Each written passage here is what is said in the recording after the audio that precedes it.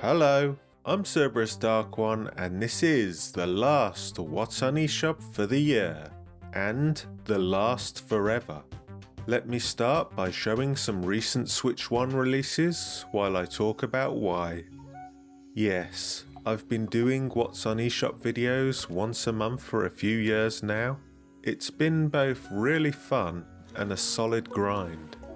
When I first started making these, I thought it would be a nice easy video, something I'd record live as I scan through the eShop and play a demo at the end.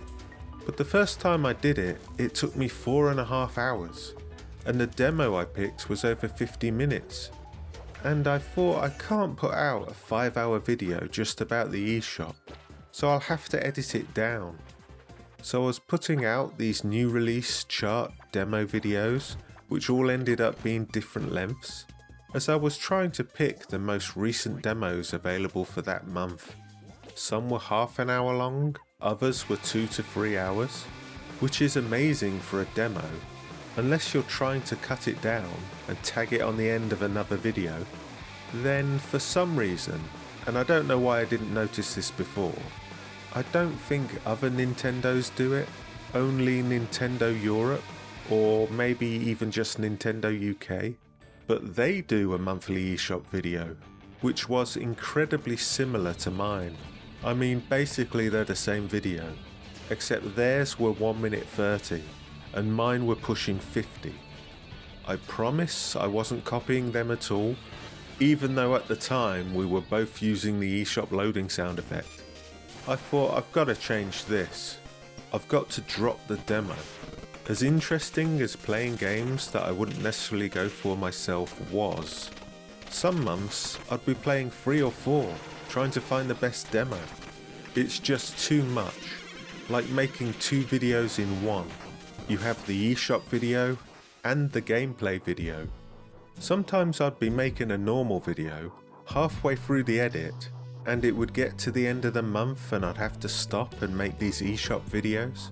And afterwards I'd come back to my original video and have absolutely no idea where I was.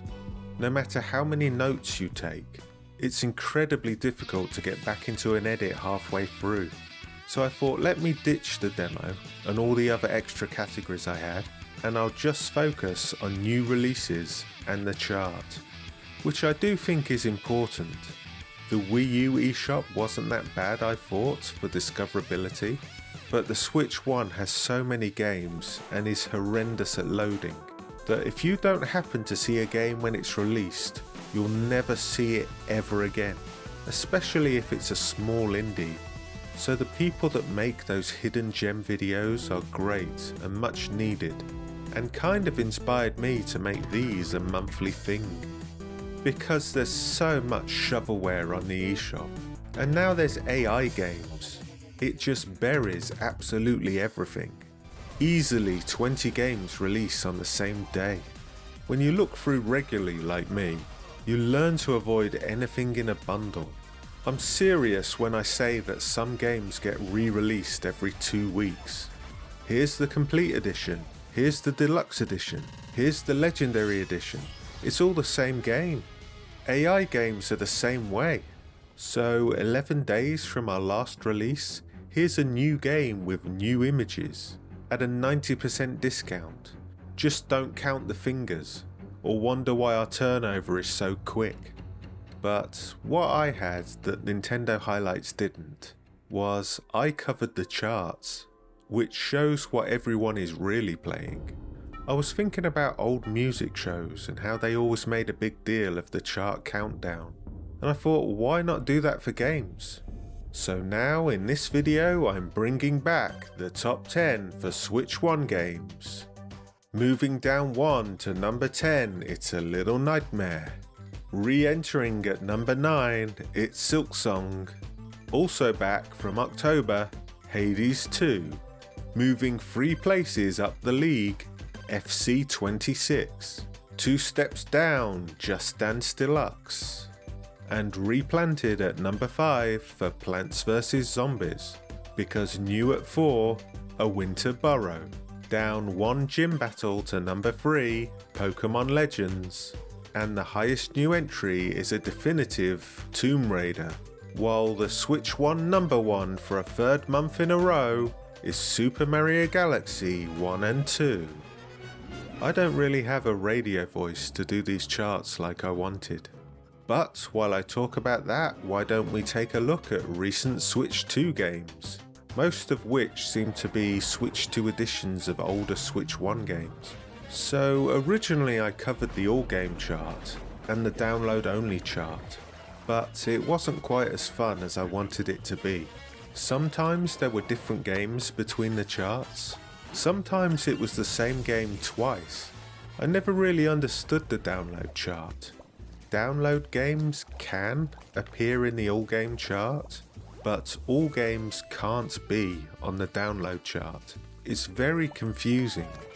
Then as time went on, I noticed it was the same games every month. Minecraft would always be top 10, Among Us was always top 10, Mario Kart 8, Stardew Valley. It was always the same games. The only new games that would make it were some dodgy 90% off ones. So I thought I've got to do something about this. The first thing was to merge the charts. Then to focus on new releases, I added my own point system to games. If they were released this month, I'd give them 3 points. Last month, 2 points. The month before that, 1 point. If they're in the downloads, plus 0.5. If they're on sale, minus 0.5. And actually, my charts turned out pretty close to the official, very secretive sales numbers, which I'm quite happy about. Back on the Wii U, I think they updated the charts once a week for the previous month. On Switch 1 it was once a week for the past 2 weeks. Then it was every day for the past 2 weeks. So I thought if I take the chart at the end of the month, that will give me the middle 2 weeks, which is roughly a fair view. Now they've updated it again to every day for the previous 3 days. And since the Switch 2, they've also increased it from 30 games to 100, which doesn't quite fit. Have you noticed? Like 99 fits perfectly, and 100 is just one too many. But these days on Switch 1, even the charts struggle to load. The eShop from the very beginning has always struggled with loading. It's almost impossible now. You've got to scroll down 20 games, wait for it to load. Scroll down 20 games, wait for it to load. Trying to make these videos, I've had the eShop crash on me so many times. You just get kicked out to the home menu. Sorry, you went a little bit too fast there. Also, not too many people know this, but there is a limit to how long you can spend on the eShop as well. I guess it's like a web portal, so the client only lasts for 2.5 hours. Then you get kicked out. It just shuts down. And you're like, okay, I think I got to the 10th or the 11th. Let me load up the eShop again. Scroll down 20 games, wait. Scroll down 20 games, wait. And eventually get back to where I was. The Switch 2 works a whole lot better. There's barely any waiting at all. But it's still not a great system. It's the exact same eShop. There's so much junk that real games will just get lost. Maybe they'll have a huge sale 3 years later or something and just about make the charts.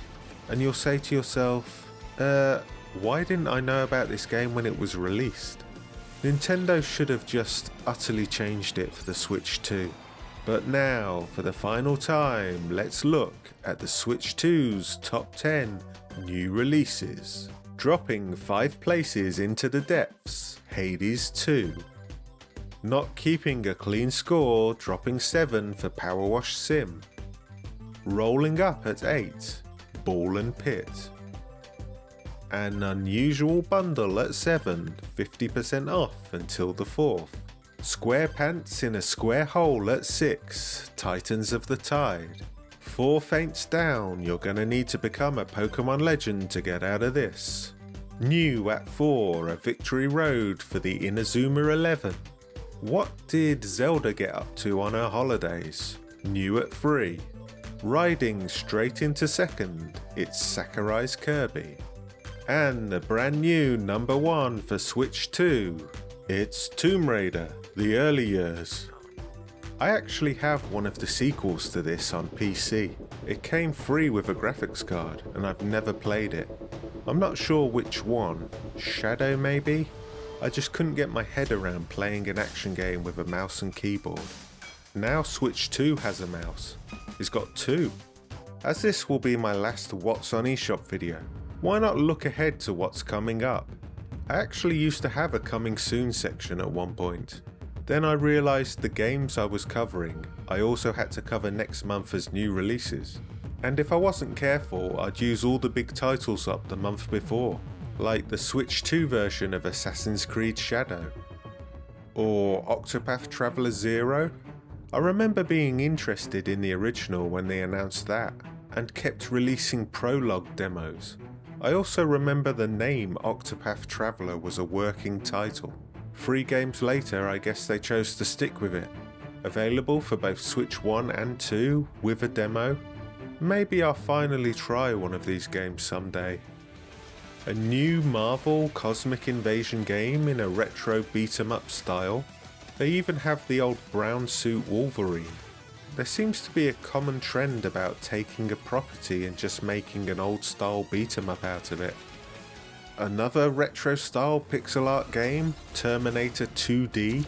This time it's a classic arcade action game, using the story from the film, as if it was released at the same time as the original. I actually think it's really interesting, to make a modern game based on an old film as if it came out at the same time. It looks good as well. Skate Story for Switch 2 is an intriguing adventure. You're a skateboarder made out of glass, trying to navigate a demonic underworld. Just like Metroid Prime is trying to navigate a release date. I was reminded recently that Metroid Prime 4 was first announced in 2017, so it's basically been the entirety of the Switch 1's lifespan, and now it's very close to getting released. Yes, it's still coming to Switch 1 with an upgrade available. However, the previews have been complaining about an incredibly annoying character, like a tutorial overload. And finally, we have the Switch 2 version of Animal Crossing, releasing in January, with an upgrade available at just under 8.5% of the price of the original, which I guess isn't too bad, for better resolution, mouse controls, voice recognition, and game chat multiplayer. Well, that'll wrap it up for this month, this year, and this series. I hope you don't mind that I focus most of this video on how the series came to be, and that I'm ending it. It's definitely a Switch 1 series rather than a Switch 2. I actually prefer to make more edited story-based videos, rather than factual or info stuff like this. So I won't see you for another What's on eShop, but maybe I'll still see you. Thanks for joining me, and Merry Christmas. And it kinda looks exactly the same. Uh-oh, this one's seen me. Oh, you can't get up on me now, are you? Snooker this. Choose a name. Cerberus. Already taken? How dare you? Happy Christmas.